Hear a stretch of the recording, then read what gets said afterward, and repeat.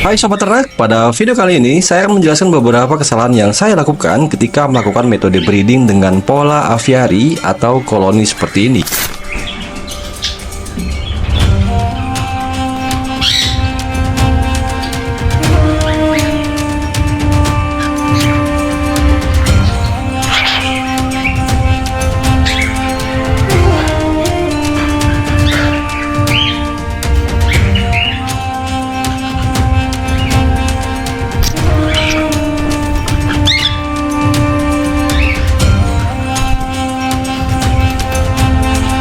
Berhubung padatnya aktivitas di luar rumah, jadi memang beberapa waktu belakangan ini perhatian saya pada kandang ternak ini sedikit berkurang. Alhasil, tanpa disadari, ternyata produktivitas indukan yang dulunya aktif kini menjadi sedikit berkurang.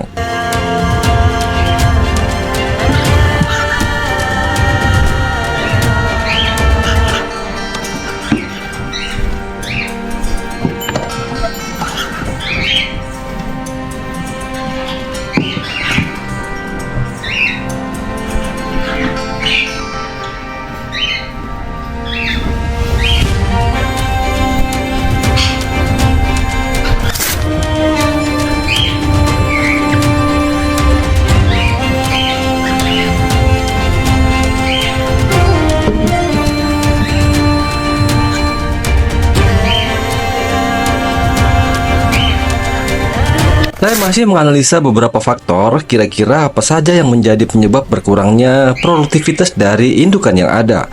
Kalau dihitung-hitung, sudah hampir 2 bulan sarang bertelur yang ada ini pada kosong. Indukan tidak ada yang bertelur.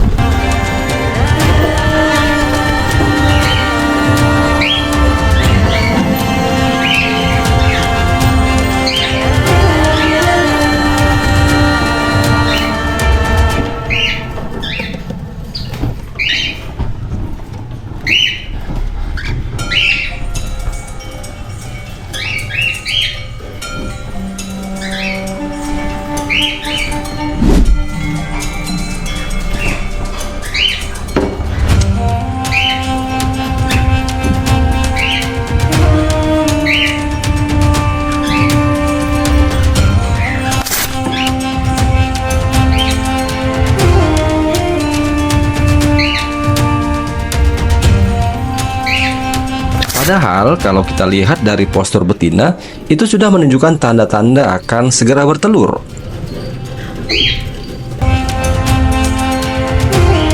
Nah, yang menjadi perhatian saya adalah kandang ini sudah over kapasitas. Ya, sekali lagi analisa pertama adalah over kapasitas.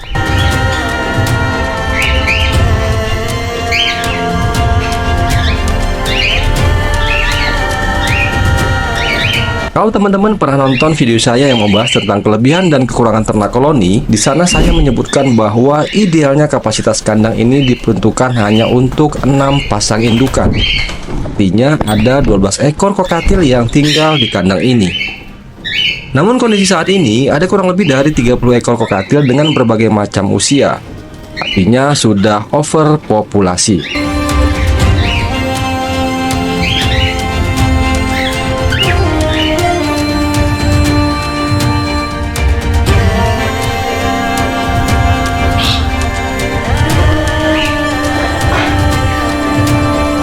Sebagai informasi bahwa kandang ini berukuran 2 kali 1 meter yang memang idealnya hanya diperuntukkan untuk 6 pasang indukan.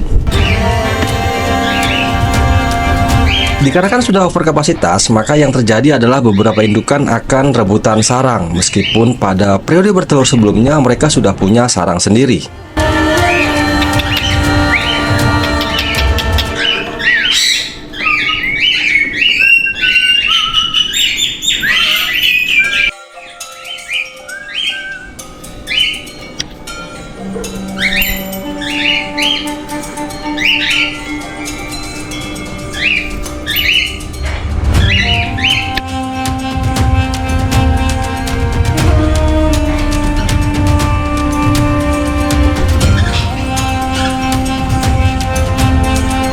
Ada juga beberapa jantan yang mendominasi daerah teritori, yang secara otomatis itu akan mengganggu kenyamanan sarang yang ada di sebelahnya.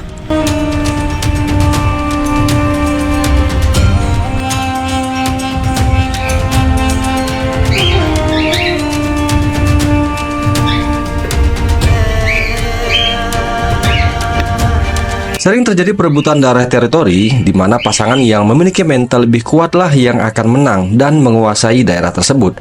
Artinya, siapa yang agresif maka dia akan menang. Namun meskipun begitu, tidak semua indukan yang mendominasi akan daerah teritori mereka. Solusinya adalah memindahkan pasangan yang agresif ke kandang soliter agar nantinya mereka tidak mengganggu sarang yang ada di sebelahnya.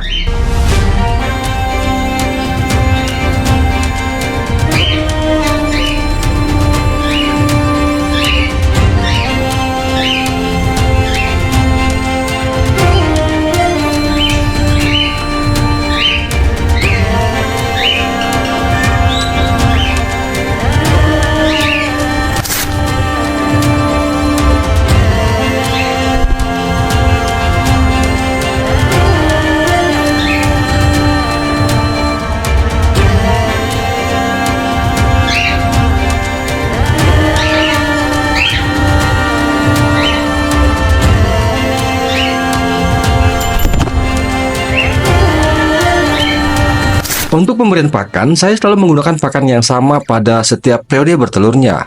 Ada jagung manis, kangkung, dan pakan bijian.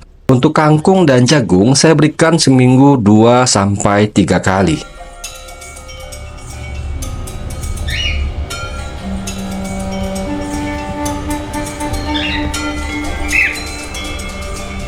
Untuk penempatan sarang bertelur, saya posisikan sejajar dengan sarang lainnya. Biasanya kalau tidak ada pasangan yang agresif, kehidupan bertetangga di dalam koloni ini akan adem ayem.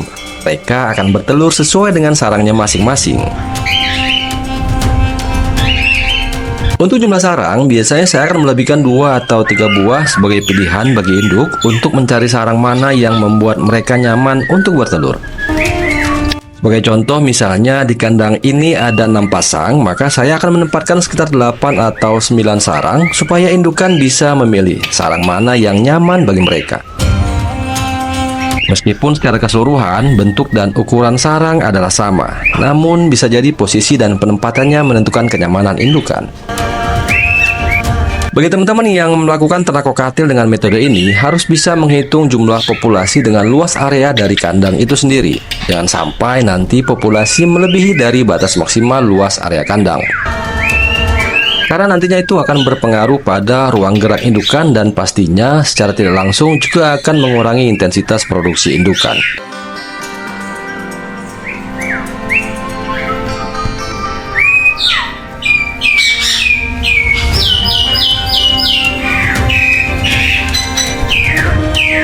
Dari banyaknya indukan di koloni ini, alhamdulillah masih ada 1 pasang yang masih rajin bertelur. Namun, seperti kita lihat bersama, kuantitas dari telur berkurang.